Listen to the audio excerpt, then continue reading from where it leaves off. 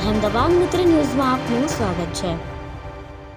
વડોદરાના ચાણી વિસ્તારમાંથી 7.19 લાખની કિંમતના હાઈસ્પીડ બુલેટ ટ્રેનની લાઇન પ્રોજેક્ટનો ચોરીમાં ગયેલા લોખંડ ગેલ્વેનાઇઝના જુદા જુદા કિંમતી મટીરીયલ્સ અને સામાન્ય મુદ્દામાલ સાથે રીઢા આરોપી અહેમદ ખાન પઠાણને ક્રાઇમ બ્રાન્ચની ટીમે ઝડપી પાડ્યો છે। આ મામલે વધુ તપાસ હાલ હાથ ધરવામાં આવી છે। વડોદરા ક્રાઇમ બ્રાન્ચની ટીમ વિસ્તારમાં પેટ્રોલિંગમાં હતી તે દરમિયાન બાતમી મળી હતી કે નવાયાર્ડ વિસ્તારમાં ગરીબ નવાઝ પાર્ક ખાતે પિંકી સ્ક્રેપ ટ્રેડર્સ ખાતે તેના માલિક નામે અહેમદ ખાન પઠાણે પોતાના સાગરીતો મારફતે Mumbai Ahmedabad high speed bullet train પ્રોજેક્ટના ચાલતા કામકાજને લગતો સરસામાન ચોરી કરાવી સામાન પોતાના ભંગારની વખારમાં બ્રાન્ચની ટીમ તુરંત જ માહિતીવાળી જગ્યાએ રેડ કરી હતી। ત્યારે ક્રાઇમ બ્રાન્ચની ટીમને જોઈ ભાગવાની કોશિશ કરવા લાગતા ટીમે અહેમદ ખાન ગુલામ મોહમ્મદ પઠાણને ઝડપી પાડ્યો હતો।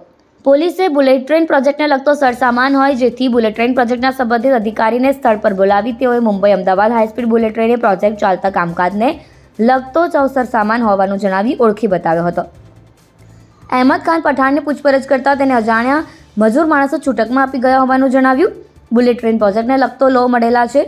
7.19 લાખનો સામાન કબજે કરી આગળની કાર્યવાહી માટે ફતેગંજ પોલીસ સ્ટેશનમાં સોંપવામાં આવ્યો હતો। અહેમદાબાદ મિત્ર ન્યૂઝની યુટ્યુબ ચેનલને સબસ્ક્રાઇબ કરો અને બેલ આઇકોન જરૂરથી દબાવો જેથી દરેક મહત્ત્વના વિડીયોની નોટિફિકેશન તમને મળતી રહે।